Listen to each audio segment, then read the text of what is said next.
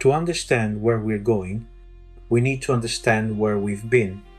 Humanity has organized work in fundamentally different ways across history.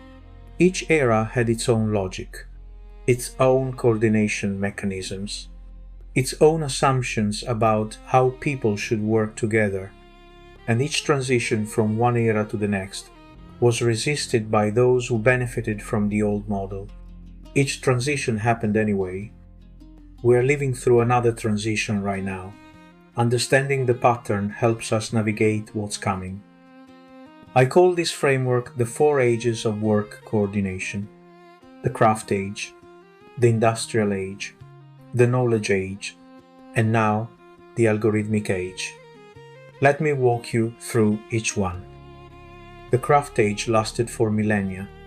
From ancient civilizations through the medieval period, work was organized around crafts: blacksmiths, carpenters, weavers, masons. Each craft had its masters, journeymen, and apprentices. Coordination in the craft age happened through relationships. A master craftsman coordinated work in their workshop. They knew every apprentice personally. They understood every project intimately. Coordination was direct, personal, and based on years of shared experience. Guilds provided coordination across workshops. They set quality standards. They regulated who could practice the craft. They created shared knowledge through traditions passed down generation to generation. The coordination mechanism was human relationship and shared craft identity. This model had real strength. Quality was high because craftsmen took pride in their work. Their reputation was their livelihood. Knowledge was deep because people spent lifetimes mastering a single craft. But it had severe limitations. Scale was impossible. A master could only coordinate a handful of apprentices. You couldn't build a 1,000-person craft workshop. The coordination mechanism didn't scale beyond personal relationships. Speed was slow. Training took years. Production was limited by the pace of human hands. You couldn't accelerate craft production without more craftsmen, and you couldn't create more craftsmen quickly. Innovation was constrained. Guild traditions preserved knowledge but also resisted change. New methods threatened the established order. The craft system was inherently conservative. Then came the industrial age. Starting in the late 1700s, factories began replacing workshops. Machines began replacing hand tools, and a new coordination mechanism emerged: hierarchy. The factory couldn't be coordinated like a craft workshop. There were too many people. The work was too fragmented. No single person could know everything. So work was divided. Each person did a small part of the whole. Managers coordinated between the parts. Hierarchy emerged as the solution to coordination at scale.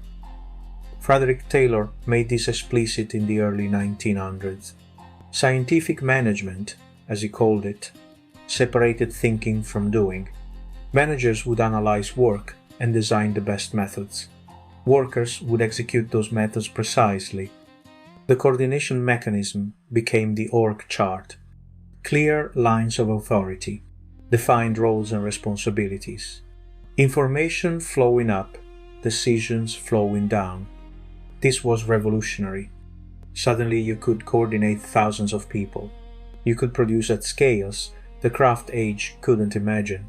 Ford's assembly line put cars in the hands of ordinary people. Mass production transformed society. But industrial coordination had its own limitations. It treated humans as interchangeable parts. Workers weren't craftsmen anymore. They were labor units easily replaced. It was slow to adapt. Hierarchies optimized for efficiency, not flexibility. Change in direction required change in the whole machine. By the time information reached the top and decisions reached the bottom, circumstances had often changed. It created bureaucracy. As organizations grew, coordination layers multiplied. Middle management expanded. The coordination tax grew with scale. And it crushed human potential. When your job is to repeat the same motion 8 hours a day, your creativity, judgment, and initiative are wasted. The knowledge age began emerging in the mid-20th century. As economies shifted from manufacturing to services, a new kind of work became dominant. Knowledge work.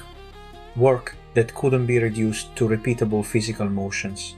Work that required thinking, judgment, and expertise. Peter Drucker identified this shift in 1959. He coined the term knowledge worker and predicted that managing knowledge work would be the central challenge of the coming century. He was right. Knowledge work broke the industrial coordination model. You can't manage a software developer like an assembly line worker. You can't observe their output in real time. You can't measure their productivity by units per hour. The work happens in their heads, invisible until it emerges as code or documents or decisions.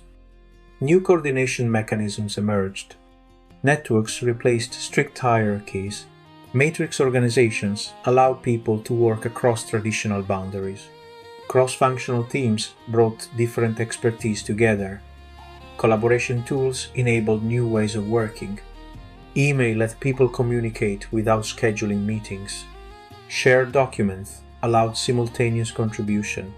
Project management software tracked work across distributed teams. Agile methodologies reimagined coordination. Instead of detailed upfront plans and iterative cycles that adapted to learning. Instead of command and control, self-organizing teams with clear goals. The knowledge age gave us better coordination for complex work. We learned that the people doing the work often know best how to do it. We learned that flexibility beats rigid planning in uncertain environments. We learned that engagement and autonomy produce better results than surveillance and control. But the knowledge age didn't solve the coordination problem. It just changed its form. We replaced one set of meetings with another set of meetings. We replaced memos with emails with Slack messages. We replaced waterfall project plans with sprint backlogs. The coordination tax remained. Sometimes it got worse. Knowledge workers today spend more time on communication and coordination than on the actual knowledge work they were hired to do. 57% according to Microsoft's research. We're still using humans to coordinate humans, and that's the bottleneck. Now we're entering the algorithmic age. For the first time in history, machines can handle significant portions of coordination work, not just calculation, not just data storage, not just communication, transmission, actual coordination, sensing what's happening, deciding what should happen next, routing work to the right people, flagging exceptions that need attention. This is a fundamental shift. In the craft age, humans coordinated through personal relationships. In the industrial age, humans coordinated through hierarchy. In the knowledge age, humans coordinated through networks and collaboration tools. In the algorithmic age, algorithms coordinate. Humans focus on what algorithms can't do. We can already see this emerging. Uber coordinates millions of drivers and riders without a single dispatcher. The algorithm matches supply and demand in real time. Amazon coordinates warehouse operations with minimal human management. Systems tell workers where to go and what to pick. Robots move inventory. Algorithms optimize flow. Netflix, Spotify, Haier, GitHub, Tesla, SpaceX, the organizations we've discussed in previous episodes, all of them are pioneering algorithmic coordination in different ways. They're not waiting for the future, they're building it. Each transition between ages followed a similar pattern. First, new technology makes new coordination possible. The steam engine enabled factories. Computers enabled knowledge work. AI enables algorithmic coordination. Second, pioneers demonstrate the new model works. They're often dismissed as special cases. That only works for them. Our industry is different. Third, economic pressure forces adoption. Organizations using the new model outcompete those that don't. Eventually, everyone has to change or die. Fourth, the new model becomes normal. What seemed radical becomes obvious. A new generation grows up knowing nothing else.